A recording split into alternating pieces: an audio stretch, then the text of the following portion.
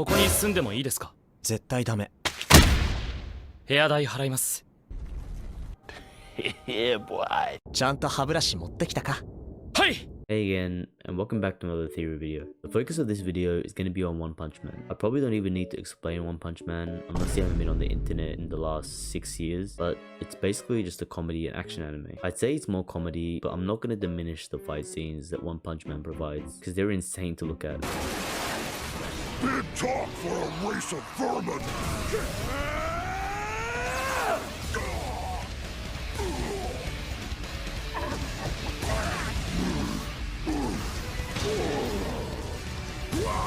Both in the anime and the manga. I haven't even read the manga, but just looking at some panels blows me away at how talented some people can be with pen and paper. But anyway, One Punch Man is just a bold dude named Saitama, possessing the ability to defeat any opponent one punch. And just from that premise alone, it's clear to see where the comedy elements would fit in. And from judging the anime only, it doesn't fail on delivering those comedic scenes at all. But today will not be a video discussing One Punch Man's funny scenes or its action scenes. It's actually going to be a bit depressing, as I'm going to talk about the reality of the world that these characters are living in and the inner turmoil that the character Saitama faces, which will change your views on this series forever. I hope you're ready for it. Spoilers will be happening for season 1 and 2, so make sure you're caught up. I'm going to start off with taking you through the ingenious premise of One Punch Man. The ability of your main character to beat your foe with just a single punch is pretty cool, and from what we've seen in the show, has proven to be a clever vehicle of comedy. But it should be clear that this premise is highly unrealistic to apply to a real world setting, especially in a world such as One Punch Man, where there is the Hero Association and the hero rankings. A world where everything is governed by rules and a clear order to things has been established has no place in being involved with the quixotic power that Saitama possesses. Which now begs the question, how can a character like Saitama exist within this world? The answer to that question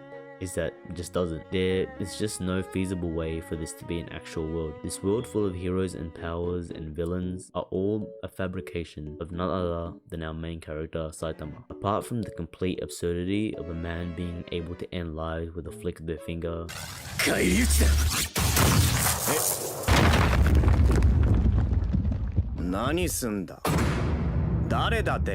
was just bullshitting, and you know this, man.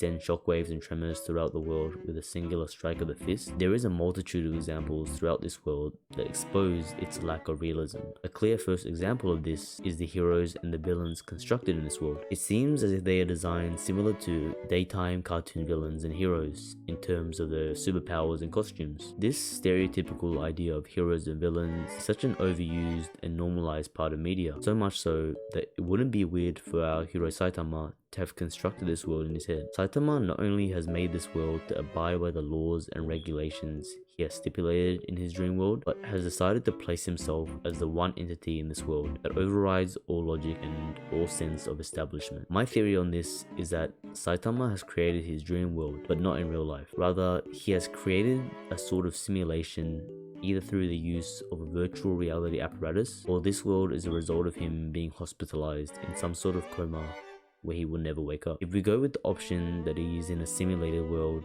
where he gets to play a nonsensical hero in this well-crafted world of goofiness, it would just be something that the real-life Saitama probably enjoys in his pastime, or as something he engages in as an active hobby. However, if we go with our second option, or what I would call the depressing option, not only would it convert your whole outlook on the entirety of One Punch Man, it would actually be the outcome that would make the most sense. Picture this: the real life Saitama is just an average salaryman coming home from work one night, but due to an unruly driver, he ends up in a tragic accident where he is unconscious indefinitely. In the real world, he is not a superhero. He is not this all-powerful man that can beat anybody with one punch. He is at the moment a man who has little chance of ever coming back to the real world, as he has lost his fight to live. His psyche has constructed a world so elaborate and maintained where he is this unbeatable, immovable force that lives normally but possesses power so improbable that it is just that. The real Saitama has been in this masquerade of a world for so long that he has forgotten where his origins are from,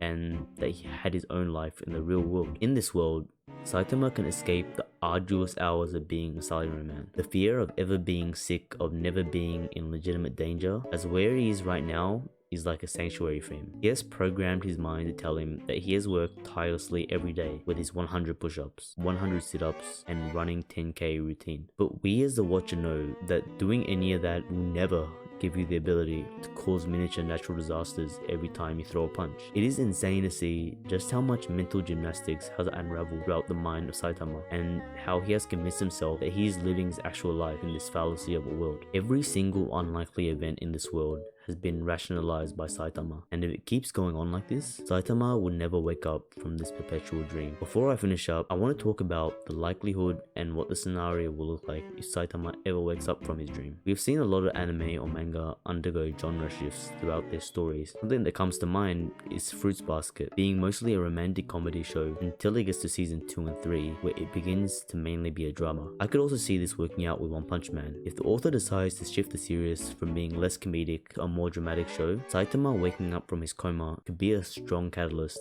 to perform this. It would change the whole scope and atmosphere of the show to where it could cause Clannad after the story level of feels. Anyway, that's been the theory. What I wanted to do was show a possible future outcome of One Punch Man and try to get you guys at least prepared for something like this happening instead of ending up emotionally heart-wrecked by Saitama's story. Thanks for watching.